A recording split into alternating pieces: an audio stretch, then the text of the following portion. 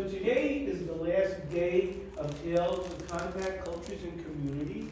The show is co-curated by myself and Beth from the Patchogue Arts Council and Jeremy Dennis from Ma's House. Right? And it was an interesting evolution in this show. We started who knows where, and maybe I'll talk a little bit about that in some of the people's conversations with these artists. So today we have 4 of the artists in the exhibition here, and they're going to speak about their work. And first I'll introduce them all. Efrat Baler-Moses is here. Raise your hands or in this corner. Yeah. Would you like to say anything about your work? Oh, plenty. I Oh, have notes. and she does. I have notes. I don't want to forget anything. So when John told me about this exhibition and the title, I connected to the part of contact. And I knew that I have 2 works that exemplify contact with local, with indigenous, and luckily John took both. So I have 2 of these artworks here that in my mind they connected very well to the theme, and they actually were done in my mind about this theme. One is very personal and one is looking out at the subject matter itself. This one is called Transplant, and in both artworks I'm talking about immigration, migration, by choice, and probably mostly by force or generations afterwards that were brought here by force. So I will start with the personal one. My immigration, well, kind of immigration. My father was actually an American, but I wasn't born here. I didn't grow up here. I grew up a little bit in Winnipeg, Canada, a few years in Boston, and most of my life in Israel. I came here only when I was 32. So even though I was born an American and my father was American, and maybe I got something from his Bostonian upbringing, I came here as an Israeli. So I feel like I'm a transplant. I feel like I have roots from somewhere else, and these questions of how do I preserve my roots? How do I meld? Does a transplant even meld back into a new place? Am I going to be an invasive species that is being attacked? Maybe I will overtake? You know, just think in the botanical word what it means to be a transplant. And by the way, when I think transplant, the connotation is very personal, and it has a bad connotation for me, the word transplant, because I feel it's very fragile. A transplant may live or may not. It depends if it adapts or not. So for me, the word transplant and painting, grafting or transplanting a plant was iffy. But then I looked it up on the dictionary, and I was really surprised, because transplant in the dictionary is categorized as to dig up a growing plant from one location and replant it in another. This process is essential to the growth and development of plants as they mature. I was like, wow. I mean, personally, it's good for me as though to be transplanted, and probably good for the environment as long as I'm not an invasive species. And then in medical procedures, it's to replace a failing or damaged organ with the goal of restoring function and improving the recipient's quality of life. So that's the truth of the word transplant and what transplant is, but for me it teeters in danger zone. So in this picture, this is the immigrant's experience. And by the way, my name is part of this immigrant experience. He introduced me and he said my name correctly, but many people call me Efrat and miss up the name, so I call myself Effie. And so if you're an immigrant, sometimes it's a tattletale, your name, so you can or shorten it or you can change it. Your accent can be a telltale. Sometimes the way you look or your dress. In my case, it's personal, it's the feeling, and maybe people say I have an accent a bit. So, the fact that I took two different materials, I have plywood and I have canvas and I have canvas cloth. It's also a metaphor of this melding or trying to put two different things together. Two trees from two different hemispheres, trying to come, and I think they do kind of look like one tree when it's on one. One is very colorful, painted a little more flatly than this part, which is more America's winter drabby color. And we have the cloth here, which the question is it coming down or is it coming up? And what, no. And what will we see when it comes out? So the questions of adaptability, how will this become? Will it become a different tree, this graft, or not? Will I preserve my roots? I don't know. This is just a picture of the experience of two different halves trying to be grafted together or becoming one. So this is Transplant. And a lot of my artwork has plants in it because I find that plants, like smells, carry memories and childhood memories sometimes. So for me, like pine trees, cactuses, palm, and things like that. And sometimes, or thistles, sometimes plants are simply, they remind you or tell you a story. Roses or carnations, or, funerals, immediately your head jumps. When I found this cotton plant, my head went only one place. It's to slavery. Or the story behind cotton, which is, it's not a plant, it has a story. In my mind, maybe in other people's as well. And I can bring up Kara Walker, for example, if you know the artist. She actually deals, she took the sugarcane industry, the sugar industry, to signify slavery. So personally, the cotton plant immediately brought me to the story behind the cotton, and then the story of cotton and the enduring and the legacy behind the industry. And this is the reason also the cotton almost obscures her, and she's looking behind the cotton. And you have, as though maybe a sheep, maybe a beautiful product of the cotton industry being crumbled, and showing what was really behind here.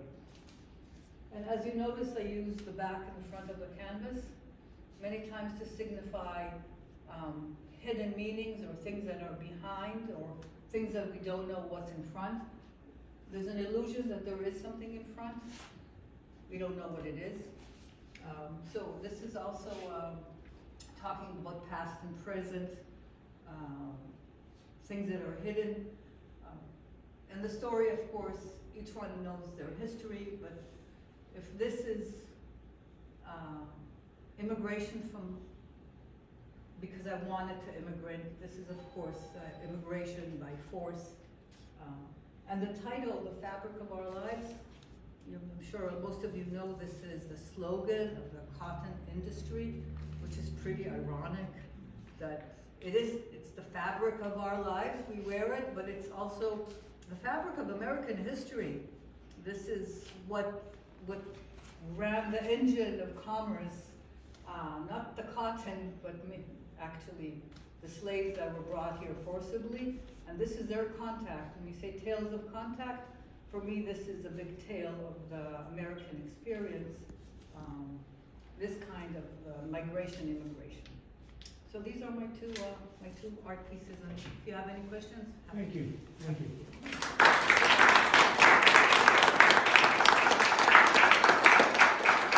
Does anybody have any questions or comments to make, or does it bring up any thoughts that you'd like to offer at this point? I have a question. Is the canvas that's draped removed from the same canvas, or did you add that in as extra canvas? It's all staged. It's Okay. put on top. Yeah. These are actually, it's here also to mask the way they are connected. Yeah, Efrat's work is really fascinating because these two are some of the flatter works of art, but in others they move out of the planar element, and they have sculptural pieces in them, and yeah. So If I may add, the reason for that is I find the way we've been looking at art in the past 100 years is very frontal. And with all the new media and the new experiences we have and the scrolling, what happens is what the research says. When you watch a picture, it's 3 seconds, including the title. So, and people, I've seen my sculptures, I see people just going like this and going on. No one bothers to really check because everything is fast. So by trying to mix things up and add elements, I'm trying to get people to look at the picture just maybe 2 seconds longer, or be a little bit curious to see if they, oh, I see. See if They can see something more than the usual. So that's the reason for the. So you mentioned that, one of the things that drove our economy as a nation was slavery, certainly, but what I had found out in some of my reading recently was that cotton was the greatest product of our nation up before slavery, before the end of the Civil War, rather. So from the end of the 1700s through the first half of the 1800s, cotton did drive our nation's economy.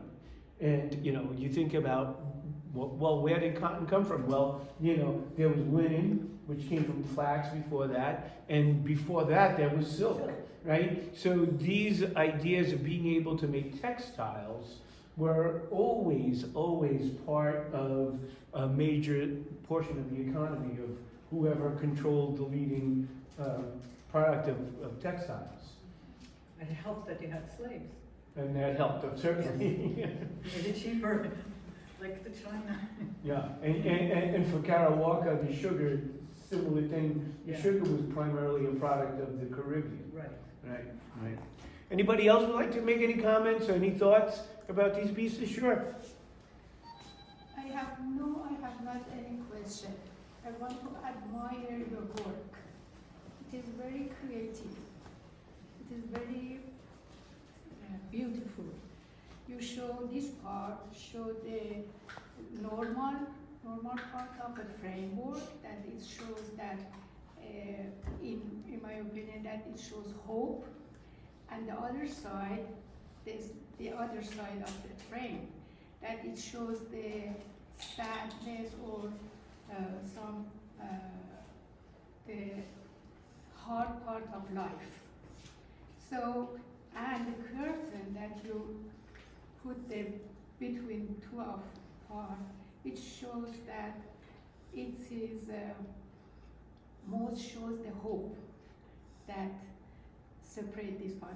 I want to admire that it is very Beautiful. creative, very creative, especially in this frame that you they are the opposite of it, and the other word is very Thank you. nice. Beautiful interpretation. Very good. And I was actually in the textile industry for 20 years. So when I saw that and started explaining the textiles and the uses of the cotton and the canvas, I also thought it was very smart that you used a cotton canvas itself, because you could have used a linen or a different type of base. But the fact that you then have a cotton canvas and you can see the back of the cotton canvas with the cotton painted over it, I think it's very beautiful. So for me, I appreciate that aspect of the creativity of your work as a whole. So I shouldn't sell it to the cotton industry. I don't think they'll appreciate it. no, but you're right. It was a huge part of the American industrial age, and the only way you can get cotton picked and not damage the fiber before it went into processing and being spun out and put into fabric was by hand. It was not something that really could have been done by machinery, even when we really got more into it. By the way, I went through a lot of research to find an image that I liked. I looked at old pictures that they found in the fields, and I went through so many until I found a composite that I liked of the right age and the right stare. But this is based on a photograph, a very old photograph, yep. Wow. So, one other comment that you didn't make about this piece today, but you had spoke about Yeah. before, was the differences in climate, Yes. right? Would you like to? Hemispheres, Yeah. for sure it's two different hemispheres. This is the Middle East. Well, maybe Palm Beach or, we do have this in the United States, but for me, this is where I come from, and this is where, the Northern Hemisphere, so it is two different hemispheres, two different color palettes, two different materials, all to signify the difference and the trying to put it together. That's what you? Yeah. Okay. Yeah, I kind of think that our side got a little bit less love than Yeah, the well, brilliant greens above. One of my biggest shocks was when I came to live here, or when I visited Europe, is that in the winter, everything is colorless and no leaves on the trees. While you go in the Middle East, in the summer, it's brown, because not enough water, it's brown, but you have leaves and drab. In the winter, everything is so green. So winter is a very hard time for immigrants who come from hemispheres where the winter is green and everything is flowering.